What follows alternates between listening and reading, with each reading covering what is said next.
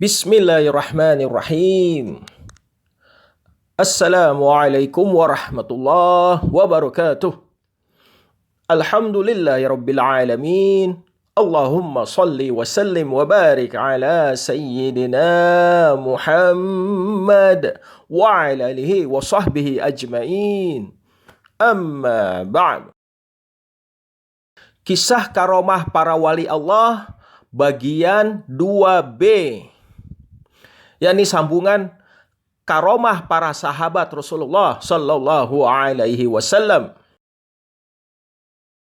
Karomah yang ketujuh, yaitu karomah dari sahabat Sayyidina Umar bin Khattab radhiyallahu anhu.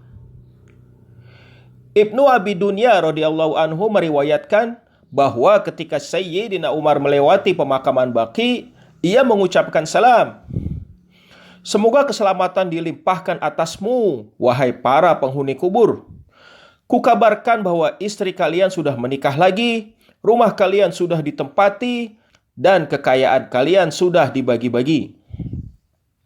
Kemudian ada suara tanpa rupa yang menyahut, wahai Umar bin Khattab, kukabarkan juga bahwa kami telah mendapatkan balasan atas kewajiban yang telah kami lakukan, keuntungan atas harta yang telah kami dermakan, dan penyesalan atas kebaikan yang kami tanggalkan. Kisah yang ke-8 masih dari karomah Sayyidina Umar bin Khattab. Diriwayatkan bahwa Sayyidina Umar bin Khattab radhiyallahu anhu mengangkat Sariyah bin Zanim Al-Khalji radhiyallahu anhu sebagai pemimpin salah satu angkatan perang kaum muslimin untuk menyerang Persia. Di gerbang Nihawan, Sariyah dan pasukannya terdesak karena jumlah pasukan musuh yang sangat banyak sehingga pasukan muslimin pun hampir kalah. Sementara di Madinah, Sayyidina Umar bin Khattab naik ke atas mimbar dan berkhutbah. Di tengah-tengah khutbahnya, Umar berseru dengan suara lantang, "Hai Sariyah, berlindunglah ke gunung, berlindunglah ke gunung. Barang siapa yang menyuruh serigala untuk menggembalakan kambing, maka ia telah berlaku zalim." Allah Ta'ala membuat Sariyah dan seluruh pasukan kaum muslimin yang ada di gerbang Nihawan dapat mendengar dengan jelas suara Umar di Madinah.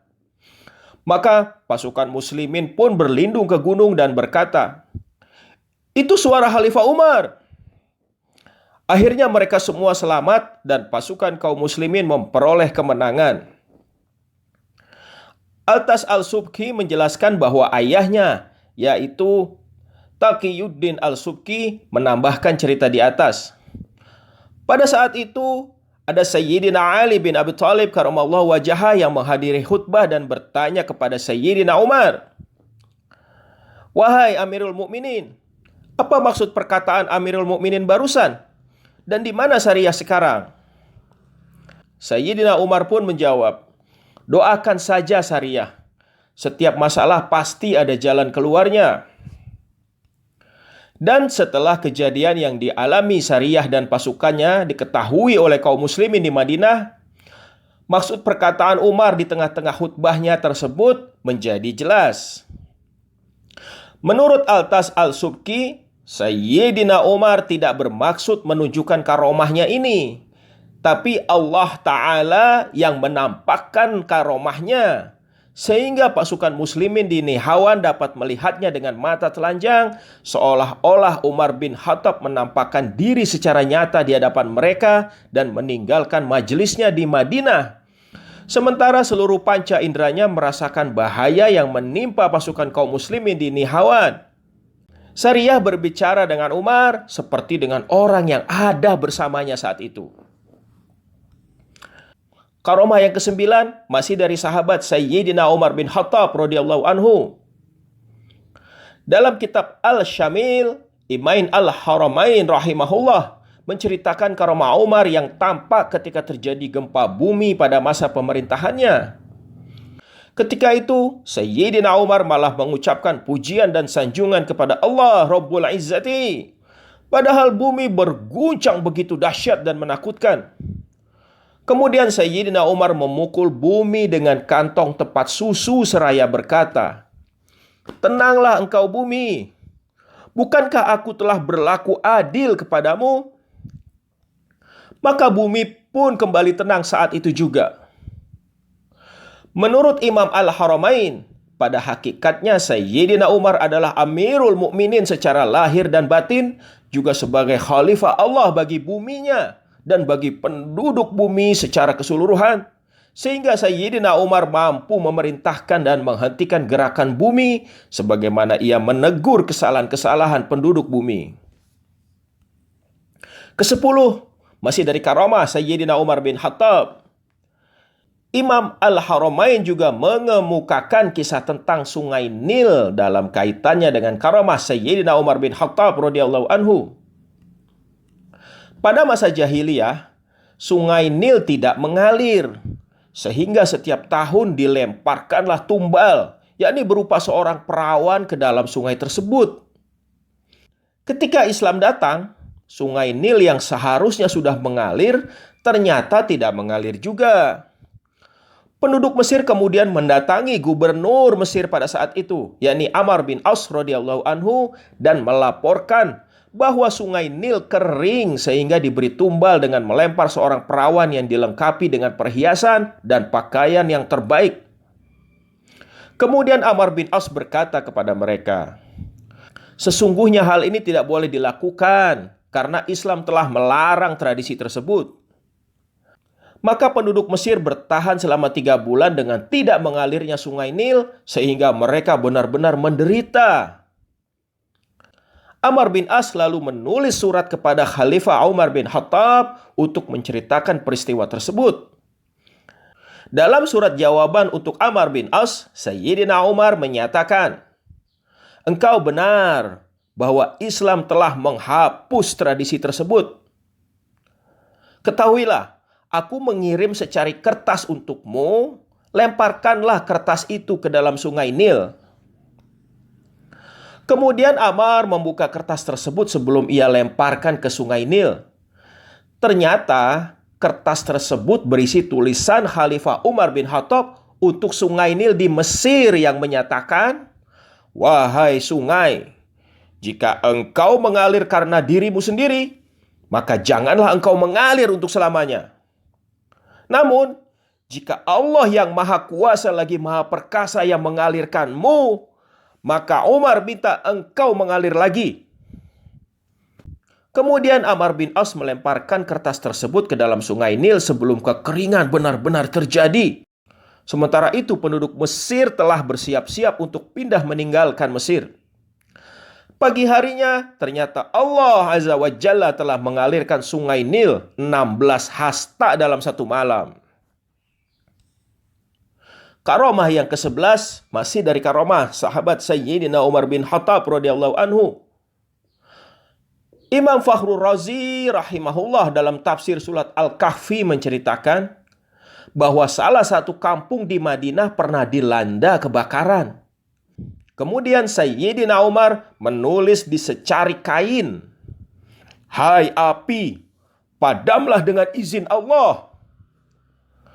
Secari kain itu lalu dilemparkan ke dalam api, dan api itu pun langsung padam.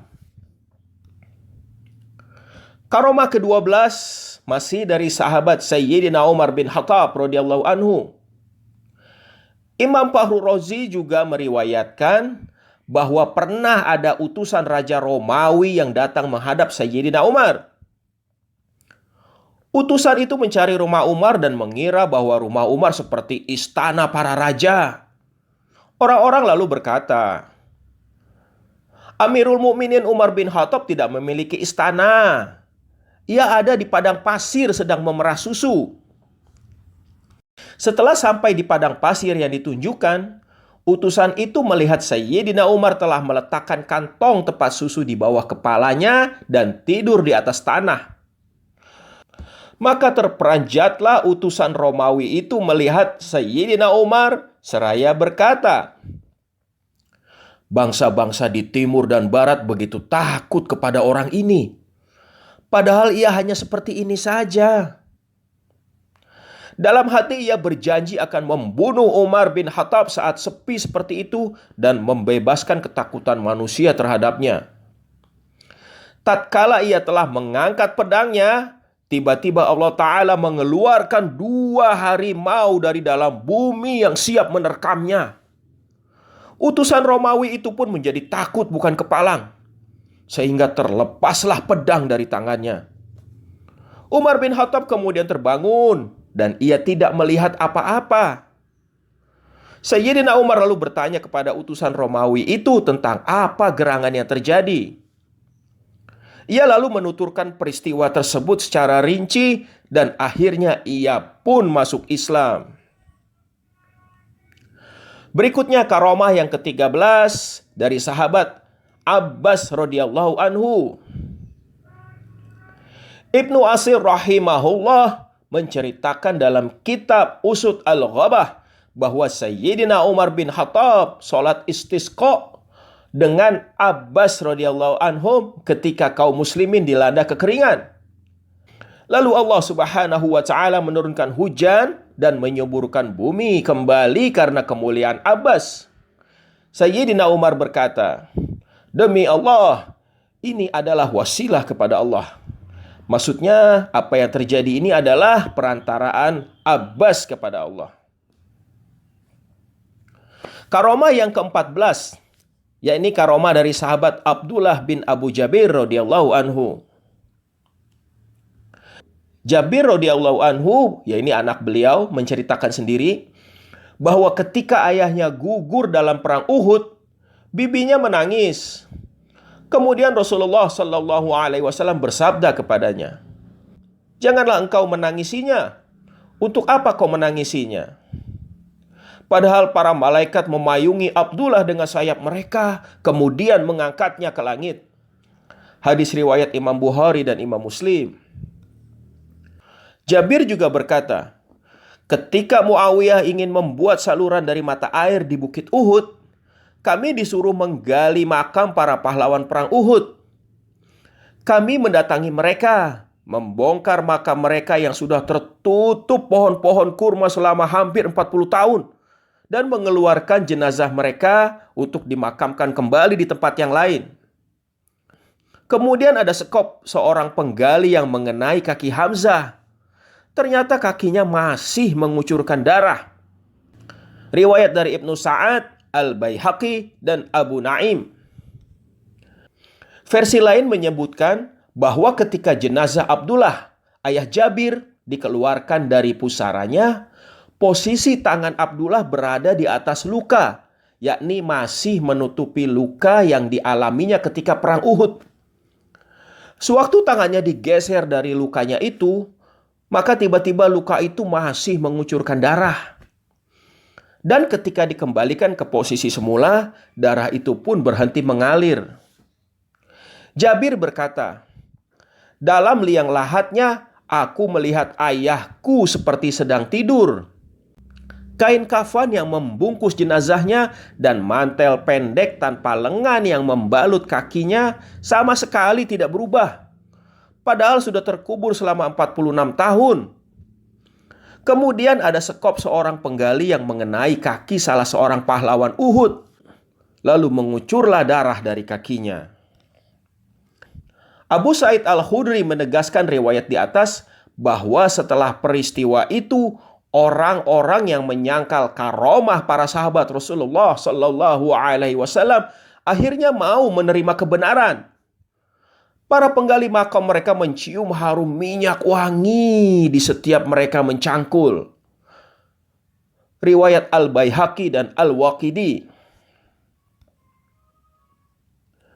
Karomah berikutnya yang ke-15 dari sahabat Abdullah bin Amr radhiyallahu anhu.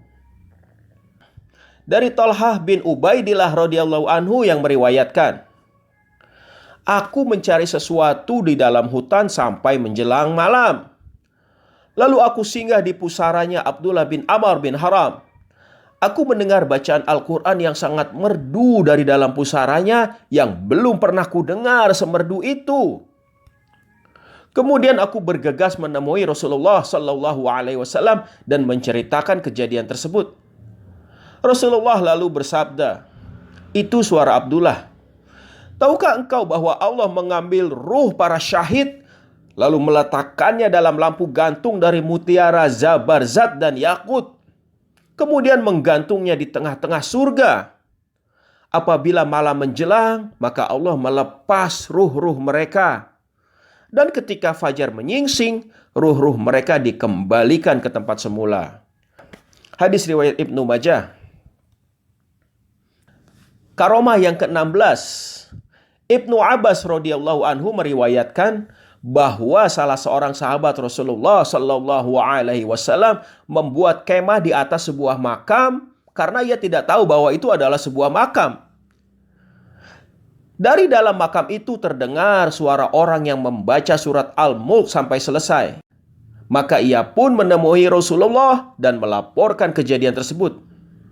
Rasulullah lalu bersabda, "Surah Al-Mulk itu berguna untuk menghalangi dan menyelamatkan manusia dari siksa kubur." Hadis ini diriwayatkan oleh Imam Tirmizi yang menganggapnya hasan, dan juga oleh Al-Hakim dan Baihaqi yang menganggapnya sahih. Kisah karomah yang ke-17, yakni karomah dari Sayyidina Abu Bakar Siddiq radhiyallahu anhu. Imam Fakhrul Razi rahimahullah meriwayatkan karomah Abu Bakar Siddiq ketika meninggal. Jenazah Abu Bakar Siddiq dibawa menuju pintu makam Rasulullah sallallahu alaihi wasallam.